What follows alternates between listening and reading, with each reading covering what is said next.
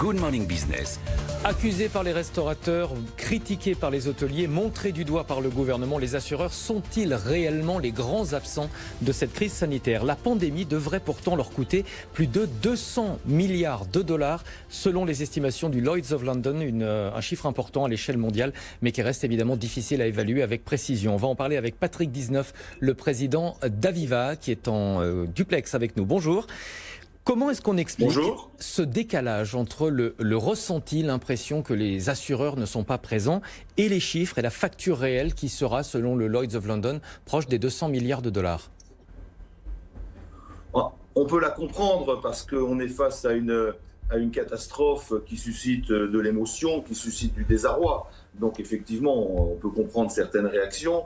Et après, quand on regarde dans le détail, on voit effectivement que les actions des assureurs, par leur contrat ou leurs actions, par leur rôle d'investisseur institutionnel, se chiffrent à des montants qui sont également très importants. Donc je ne suis pas surpris, si vous voulez, qu'il y ait encore un peu aujourd'hui les deux sentiments qui existent dans la société française. Est-ce que vous avez l'impression de ne pas avoir répondu aux attentes des investisseurs, des entrepreneurs et des consommateurs?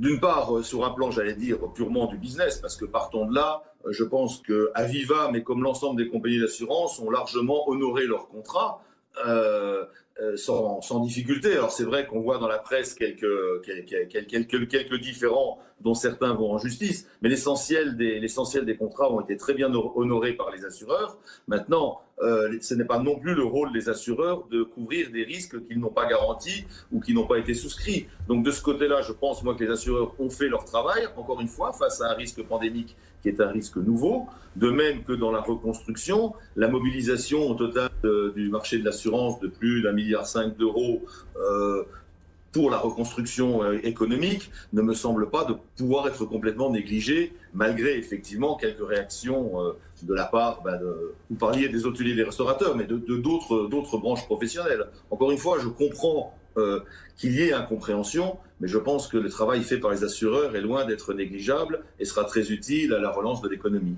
Beaucoup d'entreprises ont enregistré des pertes sur le premier semestre. Les États se sont très lourdement endettés pour tenter de limiter les impacts de cette crise. Si, et je dis bien si, dans ce contexte, certains assureurs affichent des bénéfices, ça sera peut-être difficile à justifier aux yeux de l'opinion. Chaque entreprise, d'abord, quand on regarde les entreprises et les secteurs, toutes n'ont pas souffert de la même manière et les résultats semestriels qui commencent à arriver le montrent.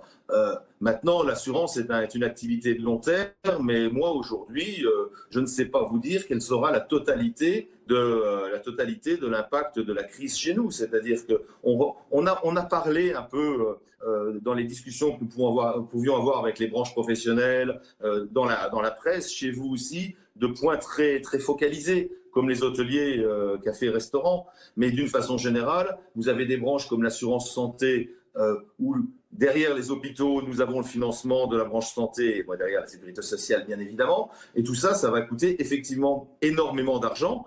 Alors, où en seront les résultats en fin d'année? Moi, je ne sais pas vous le dire aujourd'hui. Et quelle sera la taille du marché de l'assurance dans les années qui viennent? Parce que je pense pour moi que la crise sera à plus long terme. On dit peu ou prou que la taille du marché de l'assurance est proportionnelle à l'évolution du PIB. Vous voyez quelle est la prévision du PIB, donc on ne peut pas dire quand même ni que l'assurance n'ait pas participé et n'ait pas joué son rôle dans cette crise, ni qu'elle n'est pas elle-même touchée en tant qu'activité économique. Aujourd'hui, le secteur du tourisme a du mal à rebondir, en partie parce que les vacanciers hésitent à réserver en cas, par exemple, de nouvelles restrictions de déplacement.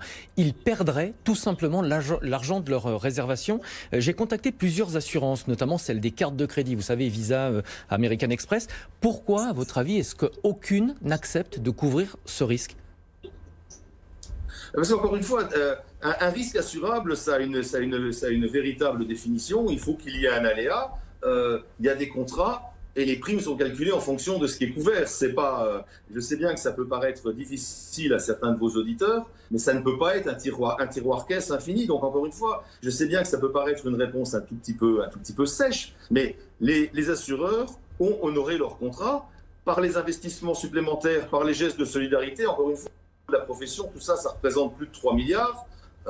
ils ont fait ce qu'ils pouvaient, mais on n'est pas, ça ne peut pas être, ça ne peut pas être infini. Et encore une fois, la crise pandémique, en tout cas en première vague, est finie. On n'est pas du tout certain qu'il n'y ait pas de résurgence et d'autres sinistres à honorer. Et la question qui est travaillée par les assureurs, par le gouvernement, de ce que veut dire une crise pandémique dans le futur, peut-être pour avoir de meilleures réponses, reste une question très difficile. Denis Kessler, le patron de l'Ascor, le groupe de réassurance, estime que le monde qui s'ouvre sera obsédé par la préservation de la vie humaine. Ce sont ses propos. Et par notre aversion au risque, une crainte, dit-il, que l'État va devoir apprendre à gérer. Mais est-ce que les assureurs aussi vont pas devoir apprendre à répondre à ces attentes ? Alors, ce n'est pas que les assureurs, je pense que c'est effectivement l'ensemble de la chaîne de valeur. Ce qui est très difficile sur une crise comme la qu'on vient de vivre, c'est que c'est quelque chose qui est d'une intensité très forte, mais d'une probabilité, en tout cas pour l'instant, et heureusement, très rare. Or, aujourd'hui, on voit très bien que ce soit du côté des compagnies d'assurance, mais également du côté de leurs clients, quand pendant 2, 3, 4 ans, il y a eu des primes d'assurance qui n'ont pas donné lieu à un sinistre, à un remboursement, ce sentiment de cotiser pour rien, si je peux m'exprimer ainsi. Dans le cadre d'une crise pandémique, c'est-à-dire d'une crise qui aujourd'hui se regarde plutôt à un horizon de 50 ans, à 100 ans, ce sentiment que pourraient avoir potentiellement aussi des clients de cotiser pour rien jusqu'au jour J, si je peux m'exprimer ainsi, va être quelque chose d'un peu difficile. C'est-à-dire que c'est pas, on est vraiment sur quelque chose qui est un peu à part par rapport à l'ensemble des garanties que nous offrons et donc des couvertures et des indemnisations que nous faisons. Merci beaucoup Patrick Dizeneuve, président de Aviva. Merci d'avoir été en duplex avec nous.